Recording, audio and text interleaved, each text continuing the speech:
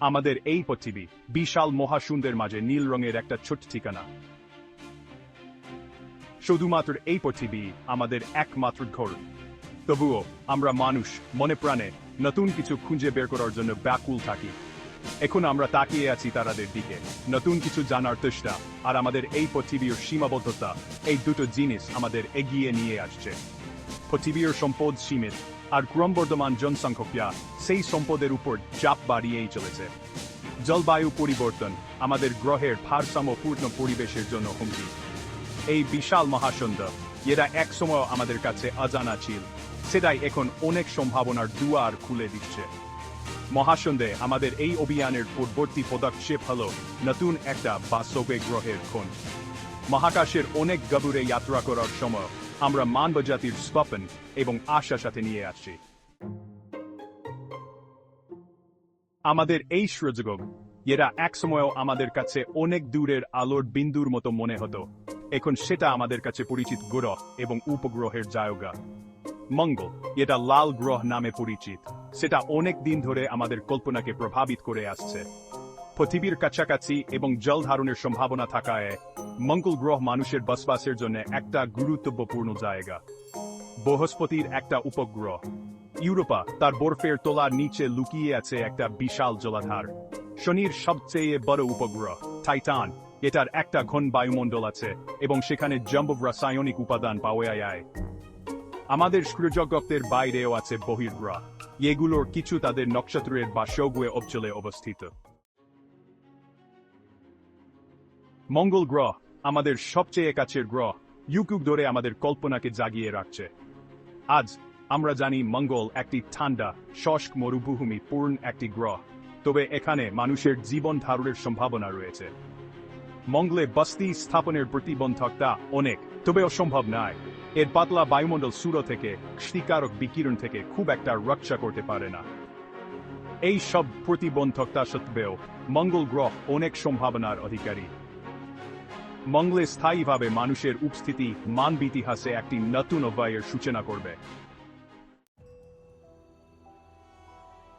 মঙ্গল গ্রহ এমন আমাদের কাছে ডাক দিচ্ছে, তেমনি বৃহস্পতি এবং শনির বরফ থাকা উপগ্রহগুলো আমাদের কাছে এক আলাদা আকর্ষণ তৈরি করে। বৃহস্পতির একটি উপগ্রহ ইউরোপা একটি মোটা বরফের স্তরে আবদ্ধ। এই বরফের স্তরের নিচে রয়েছে একটি বিশাল গভীর জলাধার। শনির সবচেয়ে বড় উপগ্রহ টাইটান একটি ঘন বায়ুমণ্ডলের অধিকারী, যা নাইট্রোজেন এবং মিথেন সমৃদ্ধ। এই বরফ পাকা জগতে পৌঁছানো এবং অন্বেষণ করা একটি কঠিন চ্যালেঞ্জ। এই প্রতিবন্ধকতা সত্ত্বেও ইউরোপা এবং টাইটানের বৈজ্ঞানিক সম্ভাবনা অপরিসীম। আমরা এমন আমাদের নিজস্ব সৌরজগৎ অন্বেষণ করছি, তেমনি আমরা অন্যান্য নক্ষত্রকে প্রদক্ষিণ করে ঘুরছে এমন গ্রহ খুঁজে পাচ্ছি। এগুলোকে বহির্গ্রহ বলা হয়। হাজার হাজার বহির্গ্রহ চিহ্নিত করা হয়েছে, এগুলোর কিছু তাদের নক্ষত্রের বাসগ্রহ অঞ্চলে অবস্থিত। এই জায়গাগুলো যদিও অবিশ্বাস্য রকম দূরে, পৃথিবীর বাইরে জীবন খুঁজে পাওয়ার জন্য আমাদের কাছে এক আশার আলো দেখাচ্ছে। বহির্গ্রহে পৌঁছানো এবং অন্বেষণ করা একটি বিরাট চ্যালেঞ্জ। এই প্রতিবন্ধকতা সত্ত্বেও বহির্গ্রহের আবিষ্কার মহাবিশ্ব সম্পর্কে আমাদের ধারণাকে মৌলিকভাবে পরিবর্তন করে দিয়েছে। অন্য গ্রহে বসবাসের স্বপ্ন খুবই মনোমুগ্ধকর, কিন্তু সেখানে পৌঁছানোর পথ অনেক প্রতিবন্ধকতায় পূর্ণ। এই প্রতিবন্ধকতাগুলো শুধু প্রযুক্তিগত নয়, এগুলো জৈবিক, নৈতিক এবং দার্শনিক বিষয় সম্পর্কিত ও বটে। মহাকাশের কঠোর পরিবেশ মানুষের স্বাস্থ্যের জন্য ঝুঁকিপূর্ণ। দীর্ঘমেয়াদী মহাকাশ ভ্রমণ এবং বসতি স্থাপনের জন্য এই ঝুঁকিগুলো কমানোর প্রকৃতি বিকাশ খুবই গুরুত্বপূর্ণ। অন্যান্য গ্রহে আত্মনির্ভরশীল বাসস্থান তৈরি করতে গেলে প্রকৌশলগত অনেক প্রতিবন্ধকতা অতিক্রম করতে হবে।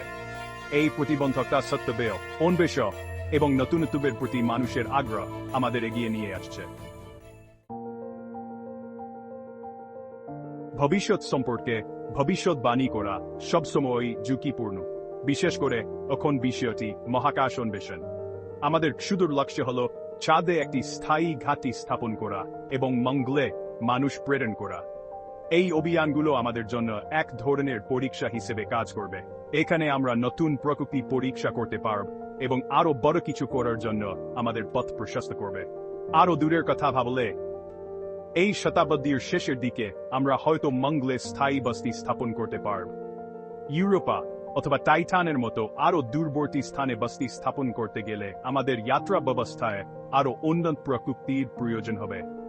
এই সবকিছু কবে হবে তা নিশ্চিত করে বলা যাচ্ছে না, তবে একটা কথা স্পষ্ট, আমাদের যাত্রা শুরু হয়ে গেছে। পৃথিবীর বাইরে যাত্রা করার মাধ্যমে আমরা নীতিগত একটি নতুন যুগে প্রবেশ করছি। সবচেয়ে গুরুত্বপূর্ণ নীতিগত প্রশ্ন হল অন্যান্য গ্রহে আমাদের উপস্থিতির প্রভাব কি হবে। পৃথিবীর জীবনের মাধ্যমে অন্যান্য দূষিত হওয়ার সম্ভাবনা সম্পর্কে আমাদের স্তরতার সাথে চিন্তা করতে হবে। মহাকাশ অন্বেষণের জন্য সম্পদের ব্যবহার এবং সেখান থেকে প্রাপ্ত সুবিধা বিতরণ নিয়েও গুরুত্বপূর্ণ নীতিগত প্রশ্ন উত্থাপিত হয়। মহাকাশ অন্বেষণ কি একটি বিশ্বব্যাপী প্রচেষ্টা হওয়া উচিত, যেখানে সকল জাতির খরচ এবং পুরস্কার ভাগ করবে? এই নীতিগত চ্যালেঞ্জগুলো মোকাবেলা করার জন্য আমাদের খোলামেলা এবং সেট আলোচনার প্রয়োজন। অনেকে মনে করেন মহাকাশ অন্বেষণ একটি বিলাসিতা, পৃথিবীর গুরুত্বপূর্ণ সমস্যা থেকে দেশটি অন্যদিকে ফেরানোর একটি উপায়। তবে মহাকাশ অন্বেষণ আমাদের ভবিষ্যতের জন্য একটি বিনিয়োগ, আমাদের কৌতূহল এবং মানুষের সৃজনশীলতার সীমানাকে বিস্তৃত করার প্রচেষ্টার প্রমাণ। উপগ্রহ প্রযুক্তি থেকে শুরু করে চিকিৎসা ক্ষেত্রে অগ্রগতি, মহাকাশ অন্বেষণ ইতিমধ্যে পৃথিবীতে অসংখ্য সুবিধা এনে দিয়েছে। সবচেয়ে গুরুত্বপূর্ণ বিষয় হল মহাকাশ অন্বেষণ আমাদের স্বপ্ন দেখাতে উৎসাহিত করে, আমাদের গ্রহের সীমানার বাইরে একটি ভবিষ্যতের কথা ভাবতে শেখায়। একটি প্রজাতি হিসেবে আমরা যে চ্যালেঞ্জগুলোর সম্মুখীন হচ্ছি তা মোকাবেলা করার জন্য বিশ্বব্যাপী সহযোগিতা এবং নতুন নতুন সমাধানের প্রয়োজন। আবিষ্কারের আগ্রহকে আলিঙ্গন করে আমরা নিশ্চিত করতে পারি এই নক্ষত্রের মাঝে মানবজাতির এই যাত্রা অগ্রগতি, স্থান এবং বিস্ময়ের এক অভূতপূর্ব অধ্যায় হয়ে উঠুক।